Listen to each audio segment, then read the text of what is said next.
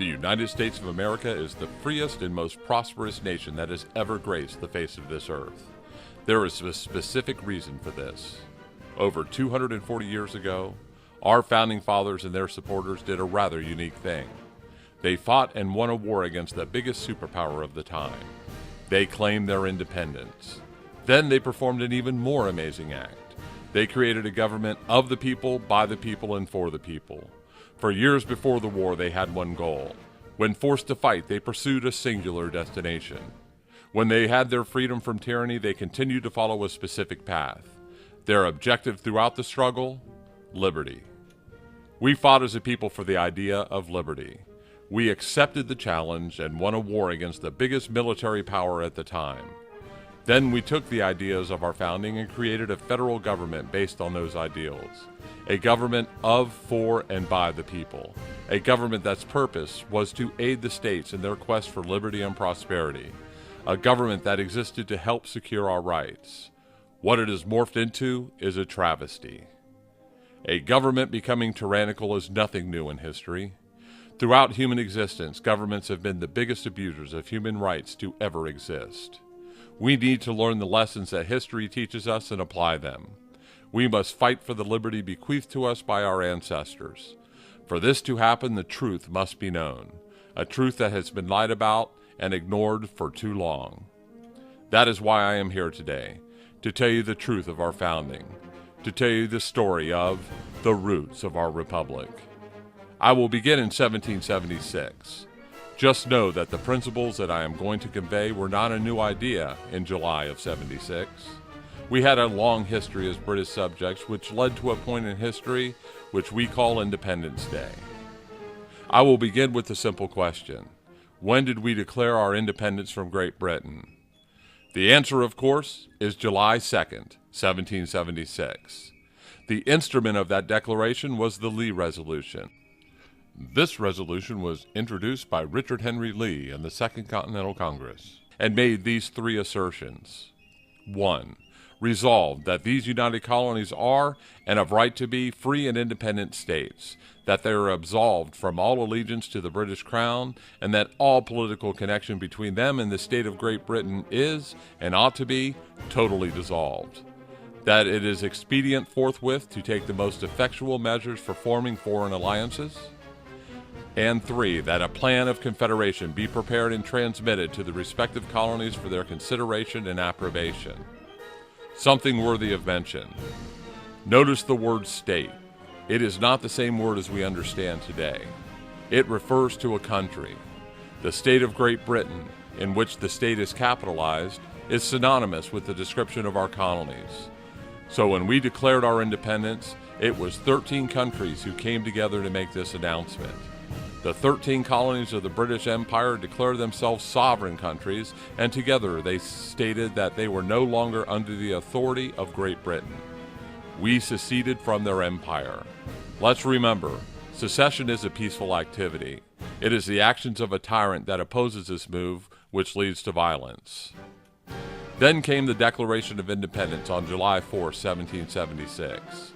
It begins with the words, "When in the course of human events it becomes necessary for one people to dissolve the political bands which have connected them to another, and to assume among the powers of the earth the separate and equal station to which the laws of nature and nature's God entitle them, a decent respect to the opinions of mankind requires that they should declare the causes which impel them to the separation."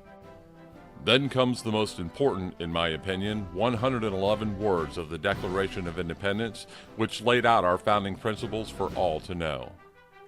We hold these truths to be self-evident, that all men are created equal, that they are endowed by their Creator with certain unalienable rights, that among these are life, liberty, and the pursuit of happiness, that to secure these rights, governments are instituted among men, deriving their just powers from the consent of the governed, that when any form of government becomes destructive of these ends, it is the right of the people to alter or to abolish it, and to institute new government, laying its foundations on such principles and organizing its powers in such form as them shall seem most likely to affect their safety and happiness.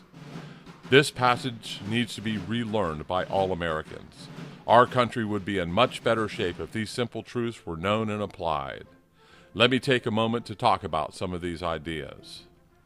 We hold these truths to be self-evident. Anyone who knows our history will agree with the ideals that are about to be espoused.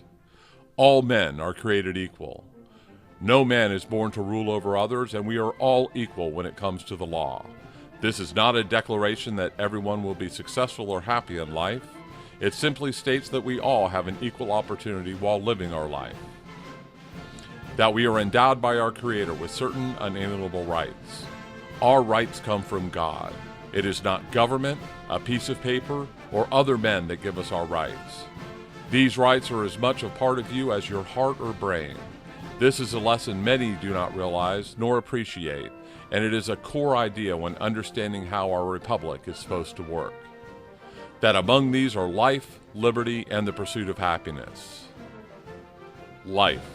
It is the most precious right we possess. Without it, all of the rights are moot. From life comes the ideas of liberty and property ownership. Liberty. Freedom of action coupled with morality. Liberty is doing what you want with your life with the caveat that those actions cannot infringe on the rights of others. Pursuit of happiness. This further supports the idea of liberty, that you can pursue any path that you want in life that will lead to your happiness. And remember the word among. This is not an exhaustive list of our rights, though the derivation of most other rights can be traced to these. For instance, property ownership. What you own exists because you spent a portion of your life acquiring it. Money, land, a home, a car, your thoughts and ideas. All these represent items that you have traded a part of your life for. Since your life is your own, then these things secured during your life are also yours and yours alone. That to secure these rights, governments are instituted among men. We create government for one purpose, to protect or secure our rights. That is why we tolerate government. Government is a necessary evil, and the necessity of it overrides its often inherent pernicious nature, deriving their just powers from the consent of the governed. The most ignored passage in the document, in my opinion. The powers which we allow government are ones that we the people already possess. Only those powers which we possess as a person can be given to the government. That is what makes it just. If we the people do not possess a power, how can we give that power to government? If one person does not possess a power, then how can we claim that 100, 1,000, or even 1,000,000 people suddenly manifest this power? They do not.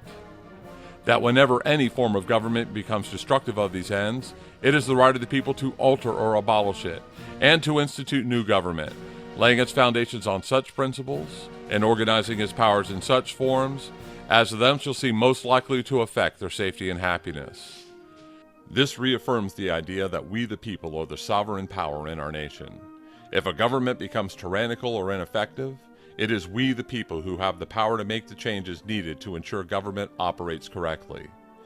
Then we move into the middle section of the Declaration that details the actions of King George and his tyrannical behavior which led us to our secession. Note, it was the 17th item which listed taxes as a reason for our separation. The Boston Tea Party and Stamp Act were only a facet of the reasons we seceded. The majority of grievances against the king were due to his infringement on our rights. He performed numerous acts which inhibited or destroyed our ability to govern ourselves. He abolished laws, disbanded elected legislatures, made the court dependent on his will, and committed many other unsavory and tyrannical acts. Then comes the ending. That these united colonies are, and of right ought to be free and independent states. That they are absolved from all allegiance to the British Crown, and that all political connections between them and the state of Great Britain is and ought to be totally dissolved, and that as free and independent states, they have full power to levy war, conclude peace, contract alliances, establish commerce, and to do all other acts and things which independent states may of right do. This passage once again shows the sovereignty of the states. Just like in the Lee Resolution, we were 13 separate nations coming together to fight against a common foe. This is an important detail to remember when I later talk about the Constitution. A side note, our founders were great men. They were human, so they were flawed, but they did indeed pledge their lives, fortunes, and sacred honor in pursuit of liberty. Many of those men were men of means. They could have lived comfortable lives without fomenting a revolution. They gave it all up and signed a document which was a death sentence for them. Imagine that for a second. The wealthy leading a revolt to help all people based on principles. Imagine giving up everything you own and possibly your life if you fail for an ideology. This breed of men and women are few and far between. Then we engaged in our Revolutionary War. During this time, we ratified the Articles of Confederation and established the Congress of the United States. This confederacy was a loose cooperation between the states. They had no real power without a 3/4 vote of the 13 state legislatures. To amend the Articles, it took a unanimous vote by all of the states. Lastly, there was no power to tax, so the Congress was dependent on the goodwill of the states to pay their fair share.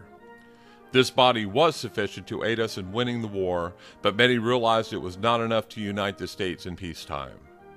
After winning the war, there were problems which manifested due to the weak nature of the Congress formed under the Articles. These Articles of Confederation were insufficient in many people's minds, so a convention was called to strengthen them. There had been a convention called in Annapolis in 1786, but only 5 states sent representatives. For the convention they called in Philadelphia, George Washington was convinced to be in attendance and was unanimously elected as president of the convention. His presence was enough to get most of the states to send representatives. The convention began in May of 1787. Soon after starting, the mission of the convention changed. It was determined that the Articles of Confederation were insufficient to the task of uniting a country and making it viable, so they went about the task of writing a new constitution. The debates were contentious. It is interesting and very informative to read the various concerns brought up at this convention. It is also interesting to know that the debates were kept secret. This topic is very enlightening to read about. I will reference some aspects of these debates to round out the ideals expressed in the Constitution. This task ended on September 15, 1787. On September 28th, the Congress agreed to the Constitution and sent it out to the states to ratify it. The Constitutional Convention and ratification debates featured 2 opposing views, the Federalists and the Anti-Federalists. The Federalists supported the ratification. The Anti-Federalists opposed it. The Federalists were more numerous and included James Madison, Alexander Hamilton, George Washington, and Benjamin Franklin. They were characterized by supporting a bigger, more vigorous federal government in general. They also opposed including a Bill of Rights in the text. The Anti-Federalists were also well known, but much fewer in number. They included such men as Thomas Jefferson, Patrick Henry, Samuel Adams, and George Mason. A delegate who at the signing event of the Constitution stated, "I would sooner chop off my right hand than to put it to the Constitution as it now stands." And George Mason never did sign it. Most of them opposed the ratification. The biggest argument centered around the Bill of Rights, though some just saw the new federal government that was going to be created as a creature that had too much power. Some anti-federalists opposed the idea of giving a taxing power to the federal government. Some others thought that state sovereignty would suffer under the new federal government. I think that history has vindicated most of their positions. I will give you an example. Patrick Henry, during the Virginia ratifying debate on June 16, 1788, said of a government without the protection of a Bill of Rights, "The officers of Congress may come upon you now, fortified with all the terrors of paramount federal authority. Excise men may come in multitudes. For the limitations of their numbers no man knows. They may, unless the general government be restrained by a Bill of Rights or some other similar restriction, go into your cellars and rooms, and search, ransack, and measure everything you eat, drink, and wear. They ought to be restrained within proper bounds." By the way, excise men are tax men in current lingo. Remember, this was 1788, before the Constitution was even signed into law. He foresaw situations similar to what we experience today. This quote is very prophetic. So, what did we get? A compact. That is another word for a contract between sovereign entities. This contract specified that a federal government be created. It established the three branches of government and specified their enumerated powers. These powers that were delegated to them were ones being handled by the sovereign states or by the Congress at the time. It was a creation to aid the states and the people in forming a more perfect union. This idea of a compact is one of those details that must be understood to be able to rightfully comprehend the Constitution. Since it is a compact, that means the only way to properly interpret it is to go back to the people who wrote it and determine what they meant with the words they used. A meeting of the minds is what they call this process. Modern-day definitions of words are not to be used. Reading more into the text than what is specifically stated is also wrong. The contract says what the contract says, and the people who wrote and agreed to it are the final authority to what was said and meant. Second is the idea that the document must be read as a whole. No cherry-picking specific statements and defining them in a way that is in defiance of the rest of the document. For instance, general welfare. If there was a power given to Congress by this phrase, then why list specific enumerated powers immediately thereafter? Thomas Jefferson wrote about this. On every question of construction, let us carry ourselves back to the time when the Constitution was adopted, recollect the spirit manifested in the debates, and instead of trying what meaning may be squeezed out of the text or invented against it, conform to the probable one in which it was passed. Originalism is the term we use today, and I say to you that it is the only way the Constitution can be correctly interpreted. The words of the Constitution are the supreme law of the land, not the words coming out of the mouths of the people we elect and hire to run our government. Our government was founded on the idea of a separation of powers and of checks and balances. The separation of powers was enshrined in the document, and examples of this become apparent as each article is read. The checks and balances described in the document keep the separation of powers alive because coordinated effort is needed between the branches for government to function. This is apparent when the document is examined. So now that we have a basic understanding of the intention of the Constitution, it is time for an overview of its structure. The Constitution contains a preamble and 7 articles. The preamble is straightforward. It describes the reason that we are adopting this new Constitution. We, the people of the United States, in order to form a more perfect union, establish justice, ensure domestic tranquility, provide for the common defense, promote the general welfare, and secure the blessings of liberty to ourselves and our posterity, do ordain and establish this Constitution for the United States of America. An important note, the original start of the preamble read, "We, the people of the states of New Hampshire, Massachusetts, Rhode Island, and Providence Plantations, Connecticut, New York, New Jersey, Pennsylvania, Delaware, Maryland, Virginia, North Carolina, South Carolina, and Georgia, do ordain, declare, and establish the following Constitution for the government of ourselves and our posterity." The Committee of Style changed this. Governor Morris is credited with writing the preamble. The reasoning behind the change is that if a state didn't ratify the document, it would be embarrassing and not accurate. My point here is that the people never voted to ratify the Constitution. It was conventions assembled in the various states that did so. This change has led to some believe that the document went up for a popular vote. That thought is not true. Another item many people disregard is the phrase, "for ourselves and our posterity." Posterity has a specific meaning: descendants, children, children's children, etc. Our Constitution was written for America and Americans only. It was not to be forced on anyone who was not of our country. I bring this up because it seems to be a popular opinion that it is our duty to spread democracy around the world, which in itself is incorrectly stated because we are not a democracy. But I digress. Now back to the articles. Article 1 created the Congress. Its opening sentence states, "All legislative powers herein granted shall be vested in the Congress of the United States." It then goes on to illustrate the structure and function of this body. The Congress was to be a bicameral with a House and a Senate. The House was to be elected by the people every 2 years, and the state legislatures would appoint 2 senators for 6-year periods. The requirements for office were also specified for each official. Article 1 continues by describing the particulars of their operation, but leaves some of those internal operations to be decided by each of the governing bodies themselves.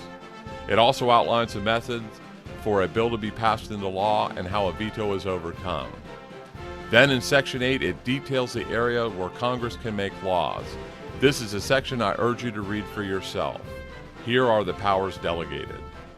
The Congress shall have power to lay and collect taxes, duties, imposts, and excises, to pay the debts and provide for the common defense and general welfare of the United States, but all duties, imposts, and excises shall be uniform throughout the United States.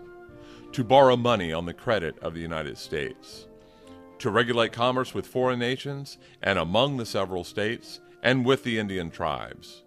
To establish a uniform rule of naturalization and uniform laws on the subjects of bankruptcies throughout the United States.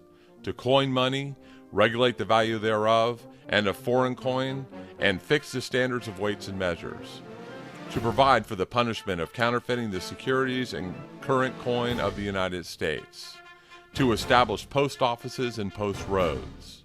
To promote the progress of science and useful arts by securing a limited times to authors and inventors the exclusive right to their respective writings and discoveries. To constitute tribunals inferior to the Supreme Court. To define and punish piracies and felonies committed on the high seas and offenses against the law of nations. To declare war, grant letters of marque and reprisal, and make rules concerning captures on land and water. To raise and support armies, but no appropriation of money to that use shall be for a longer term than 2 years. To provide and maintain a navy. To make rules for the government and regulation of the land and naval forces. To provide for calling forth the militia to execute the laws of the Union, suppress insurrections, and repel invasions. To provide for organizing, arming, and disciplining the militia, and for governing such part of them as may be employed in the service of the United States, reserving to the states respectively the appointment of the officers and the authority of training the militia according to the discipline prescribed by Congress. To exercise exclusive legislation in all cases whatsoever over such district, not exceeding 10 square miles, as may, by the cessation of particular states and the acceptance of Congress, become the seat of the government of the United States, and to exercise like authority over all places purchased by the consent of the legislature of the state in which the same shall be, for the erection of forts, magazines, arsenals, dockyards, and other needful buildings, and to make all laws which shall be necessary and proper for carrying into execution the foregoing powers, and all other powers vested by this Constitution in the government of the United States, or in any department or officer thereof. These were the only areas in which Congress could rightfully make laws. These powers were summed up by James Madison in Federalist 45. The powers delegated by the proposed Constitution to the federal government are few and defined. Those which are to remain in the state governments are numerous and indefinite. The former will be exercised principally on external objects, as war, peace, negotiation, and foreign commerce, with which last the power of taxation will for the most part be connected. The powers reserved to the several states will extend to all the objects which, in the ordinary course of affairs, concerns the lives, liberties, and properties of the people, and the internal order, improvement, and prosperity of the state. What is not on this list? Medical care, environmental protection, education, foreign aid, business regulation, housing, urban development, alcohol, tobacco, or firearm regulation. The list of items that the federal government regulates, taxes, and controls is way outside of the boundaries set up by this section. They are by definition unconstitutional. This is a problem that we the people must fix. The rest of Article 1 deals mostly with restrictions on the activities of the states themselves. Ex post facto laws, bills of attainder, no taxes or duties imposed by the states on products crossing their borders are some of the examples. It also states that no direct tax will be created by our federal government. Article 2 deals with the President. This has been changed multiple times by amendments. Originally, the top 2 vote getters of the Electoral College were named president and vice president. Now we allow teams to run for this position. We have also limited them to 2 terms for this position with a maximum of 10 years served. The gist of this article is that the president is the commander-in-chief, can make treaties with the consent of 2/3 of the Senate, can appoint people to fill the administration, and some of those picks can be regulated by the Senate with a confirmation vote. The president also appoints Supreme Court justices, again with a Senate confirmation. He can sign bills into law or veto them and send them back to Congress. He is also tasked with the State of the Union, which he must deliver to Congress. He takes care that laws are faithfully executed and appoints officers in the military. What does it not say that the president is? He is not the head of government. He does not make laws. He does not declare war. He is not the leader of our government or the free world. Now we move to Article 3, which created the Supreme Court. This is the shortest of the 3 articles constructing our federal government. The judicial power shall extend to all cases in law and equity arising under this Constitution, the laws of the United States, and treaties made, of which shall be made under their authority. They have original jurisdiction when it comes to most affairs involving only the federal government. All other cases are on appeal that are brought before them. The Chief Justice is also tasked with presiding over impeachment hearings for the President, which is actually stated in Article 1, Section 3. What is not said in Article 3? Supreme Court justices do not serve for life. They shall, quote, hold their offices during good behavior, unquote. They can be impeached like any other person working for the federal government. The first true amendment after the Bill of Rights, the 11th Amendment, was to limit the Supreme Court's power because of perceived judicial overreach. It also does not state that they are the final arbiters of what is constitutional. They review cases brought before them and those that have to deal with laws that originate under our Constitution. If a person thinks that the Supreme Court, an entity created by our Constitution, is the final arbiter of what is constitutional, then they are in effect saying that the Supreme Court has no limits on its authority. This is simply not true. Let's take a short look at Roe v. Wade as an example. There is no law on the books which states abortion is legal. The opinion they rendered in this case applies to the plaintiff and the defendant. It is their opinion that this abortion should have been allowed. To translate that into the law of the land is a gross exaggeration and not in line with the Constitution. Remember, only Congress was given the power to make laws, and they were greatly restricted in this pursuit by Article 1, Section 8. Moving on to Article 4. This deals with some internal arrangements that the states agreed to. Full faith and credit, extradition of criminals, and the formation of new states are some of the items covered. It also has a pledge that the federal government will ensure a Republican form of government for every state and shall protect them from invasion. Article 5 deals with making amendments to the Constitution. Either the Congress, through a 2/3 vote of both the House and the Senate, can present amendments for the states to ratify, or 2/3 of the states can call a convention to propose amendments. If this process originates in the Congress, then the actual amendment is known in advance. If the states initiate the process, Congress can direct either the legislatures or the convention to propose amendments which will be voted on by the states or by the conventions. It takes 3/4 of the states, currently 34, to make these changes law. I will say quickly that I am against an Article 5 convention at this time. The out-of-control government we face at the federal and state levels are not the people I want to be changing our Constitution. Another point is if the states originate the process, the whole of the Constitution is on the chopping block. We have never had a convention called by the states in our nation. The closest we got was the Constitutional Convention in 1787, which proposed a whole new constitution by replacing the Articles of Confederation and included a modified style of ratification. The problems we face as a nation is our government ignoring the law. Our Constitution does not need to be changed. It needs to be adhered to. And in Article 6, this takes responsibility for the debt incurred by the United States before the ratification of the Constitution.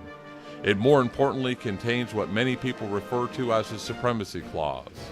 This states that This Constitution and the laws of the United States, which shall be made in pursuance thereof, and all treaties made of or which shall be made under the authority of the United States shall be the supreme law of the land. The phrase in pursuance is the key here. Only laws made in pursuance of the Constitution is truly law. If the whole of the Constitution is not followed in the creation of a bill, then it is not law. Since Congress is the only body to make laws, Article 1, Section 8 is relevant. If a bill is created, passed through Congress, and signed by the President in defiance of the Constitution, then it has no force of law. It lastly states that most people in the federal and state governments are required to take an oath to the Constitution to hold office. And lastly, Article 7 deals with the ratification of this Constitution and says when 9 conventions ratify it, that it will be the law among those that have agreed. This is your Constitution. Now a quick word about the Bill of Rights. A simple question. What rights do the First Amendment give us? The answer, of course, is none. Remember, our rights are inalienable. They do not come from a piece of paper or our government. They originate with our Creator. The rights listed in our Bill of Rights have been an ongoing battle for the British citizens for over 600 years before the creation of the Constitution and subsequently our nation. Our Bill of Rights was not an original part of our Constitution. During the Constitutional Convention, it was determined that they were not needed. But during the ratification, the conventions all submitted ideas about amending our Constitution. They did not have the power to change the document, but to either ratify it or not. So they submitted ideas mainly focusing on a Bill of Rights. James Madison, who originally was against a Bill of Rights, saw there was something that was wanted and in good faith took in all of those notes from the conventions and condensed them down to 19 proposals. Of those 19, 12 were finally voted on by Congress to pass on to the states for ratification. Of those 12, of course, 10 were ratified and became our Bill of Rights. They were officially part of our Constitution on December 15, 1791. Our Bill of Rights has been described as a sentinel for the people to alert us when our government is becoming tyrannical. The claxons have been sounding for decades. We have allowed incremental infringement of our rights to the culmination we witness today. Gun bans, NSA spying, the federal government's unconstitutional ownership of land and its suppression of those people who oppose this lawlessness, a bureaucratic state that Lenin would be proud of, a private corporation dictating our monetary policy, federal controls over communication and transportation. These are all items that communists and socialists understood needed to be in the hands of a central authority. Another deviation from our founding principles is the massive redistribution of wealth at the hands of government. From each according to his ability, to each according to his needs. That is not a founding principle. It is a central idea of the Communist Manifesto, yet many Americans today are comfortable with it. Our government creates money like a tick produces blood. It takes from some people to give to others. This is theft. If you freely give your time or money to help another person, that is charity, and it is a noble endeavor. Invoking the power of government to do this is theft and is reprehensible. A word on what our country should look like. There should be 50 experiments of liberty being conducted right now. Each state does what it thinks is proper to further liberty and prosperity within their borders and the law. When a good idea is had, other states would look to the successful project and say, hey, this is a good idea. Let's implement it in our state. Or the converse could be true. A state enacts an idea that is a failure, so the other states say, hey, that was a bad idea, so let's not do that, or maybe we change a few things and it could be successful here. States that were doing things correctly, meaning the people of the state were more prosperous and free, would see people moving there to share the benefits of being a resident. States that performed poorly would see people moving away. The free market would determine the correct policies to be supported. What we have now is an unholy behemoth we call Washington, D.C., governing us from the top down and forcing states to comply with an ever-growing list of laws, regulations, and edicts in defiance of our Constitution. This greatly inhibits the diversity of thought needed for states to efficiently create the environment conducive for their own prosperity and liberty. For our republic to survive, the states must once again take their rightful position in it. They must reject the unconstitutional stance that the federal government has taken and fight against it. The states must exert the powers that they retain and oppose the multitude of unlawful actions by the federal government within their borders. The truth of our founding must once again be embraced, and the states must be the entities which resist the constant usurpation of power from the federal government. We created the federal government to aid the states in their pursuit of liberty. This is the revolution we must support. The good news is that, unlike the situation in 1776, we have the law on our side. Realize that the government is the epicenter of most of the problems we face as a nation. Government at all levels have created a majority of the problems we witness today and is then invoked by the people to help. Invariably, the government gets larger and more intrusive to solve the problems, which habitually only get worse. They cause the problem and then they are asked to solve what they created. This insanity must end for us to remain sovereign. The real solution is people helping people. Getting the government out of the way so people can do this more freely and with greater resources is a true answer to the challenges we face. Getting inefficient, corrupt, and agenda-driven agencies out of the way allows more people to keep their hard-earned money and decide how it should properly be spent. This lesson is all around us. An example is the local project, I-4 to Puerto Rico. Through volunteers and a couple of businesses that partnered with them, massive amounts of relief supplies were collected here in Central Florida and gotten to the island after the hurricane struck there. No government was involved. There were volunteers and people giving donations to make this happen. Imagine if we all had more money in our pocket because we had less government. We, the people, are much more effective than government when it comes to creating solutions. Helping the homeless, fighting against crime, coming to the aid of individuals who have fallen on hard times, coming to the aid of people who are the victims of natural disasters. When the people take an active role in solving these problems, then more often than not these problems go away. If we, the people, had more resources to deal with these problems, then these solutions would be much more readily attained. Remember, government produces nothing. Every pen they buy or airplane they fly and every billion they give to a foreign country is money that Americans don't have in their pockets. Fighting for the idea that we, the people, are the true solutions to the problems we face is the proper avenue for Americans to pursue. Personal responsibility used to be a way of life here in the United States of America. The free market, people interacting unencumbered with each other, has been shown to be superior to government in almost every way. Realize that totalitarian governments are nothing new in history. Governments throughout time have had one thing in common. They all get larger and more oppressive. Human nature can indeed inhibit us from taking the steps necessary to right the wrongs. Another passage from the Declaration of Independence addresses this idea. Prudence indeed will dictate that governments long established should not be changed for light or transient causes, and accordingly, all experience has shown that mankind are more disposed to suffer, while evils are sufferable, than to right themselves by abolishing the forms to which they are accustomed. But when a long train of abuses and usurpations, pursuing invariably the same object, evinces a design to reduce them under absolute despotism, it is their right, it is their duty to throw off such government and to provide new guards for their future security. So I ask you today, please get educated on our founding principles and documents. Help to educate others. Use that knowledge to bring about the changes needed to get these United States of America back on a sane and sustainable course. Our republic is dying, and the only hope for our nation is we the people. Many billions of people alive today around the world and not even born yet are relying on us.